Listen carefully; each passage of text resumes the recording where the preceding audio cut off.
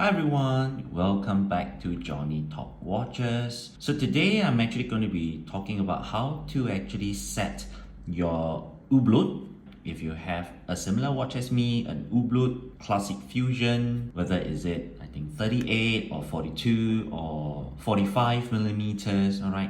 So this video is actually going to be talking about how to set your watch, how to set the time, and how to wind it up. So the first thing to understand, I personally feel that is actually the movement inside the Hublot Classic Fusion. So for mine, the 42 millimeters is actually the Hublot 1112 movement, which is actually a modified movement from Seleta 300, I think it's called the SW300-1. So it actually retains the functionality, the nature of the original movement. So the first thing is how to actually wind up. You can see that the watch crown here.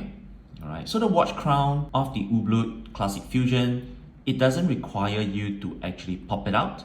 It doesn't need you to unscrew, pop it out before you need to wind it up. Alright, it's a little bit different, especially those of you who actually owns other types of movements like the ETA, which is called the ETA, or you own, the Seiko, right? Or you have the Orion movement, right? It's very different. Alright, you don't need to unscrew the crown and then before it actually pops up, right? You can actually wind it up immediately, okay, just like this. So it's from this view, it's up, down, so it's actually forward.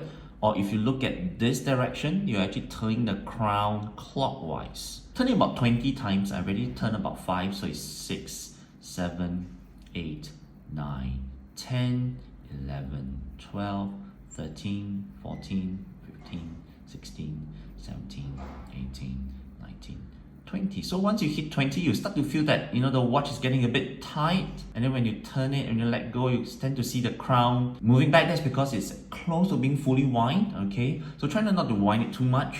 Now the next thing to do is actually to set the date. All right, so if you want to set the date, just need to pop up the crown to the first position. We call it position 1. So if you pop it back in, you hear the click. Put it closer so you can hear the click. So it's currently what we call as position 0, which is the neutral position. Right, then we're gonna pop it up to the position 1. Right, so you see the back, it's slightly popped up. Position 0 is all the way in. So position 1 is slightly popped up. Once in position 1, you can actually start to adjust the date. Roll it backwards. Move it to 20, which is the day before. Now, how to set the time? I would usually recommend to set it one day before you go into the final position, which is position number 2, whereby you pull out the crown all the way to the end. And one thing to take note is that now, different company movements, they have what we call different danger zone, all right? So for the Hublot, the danger zone is actually from the 9 o'clock to the 3 o'clock region, all right? It's in this direction, clockwise. So why is it this region considered danger zone? Is because the date mechanism within the movement is going to start changing the date, this date dial, all right? From 20th to 21st, from the 9 o'clock region to the 3 o'clock region, all right? So usually what I will recommend is you pop up the crown in position number 2 and you set your hour hand and the minute hand within the 4 to 8 p.m. region. So now it's actually in 4:30, all right? So it's in the safe zone, so you can start to set your time. Okay, so now it's actually entering the date changing zone, which is the 9. Okay, let's see if it starts to change. There you go. See the date changing? There you go. Once it hit 12, it flips to 21.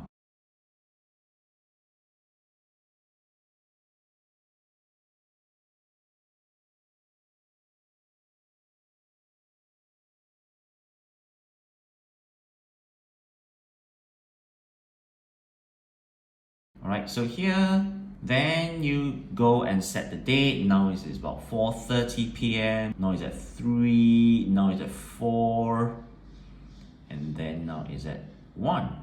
Alright, so once you're done, pop back in, and then okay, the second hand start moving. So there you have it. This is actually a short video to show you how to firstly wind up your Hublot, set the date, and what is the correct position of the minute and hour hand to set the time. Thank you, and I hope you enjoyed this video. Bye bye.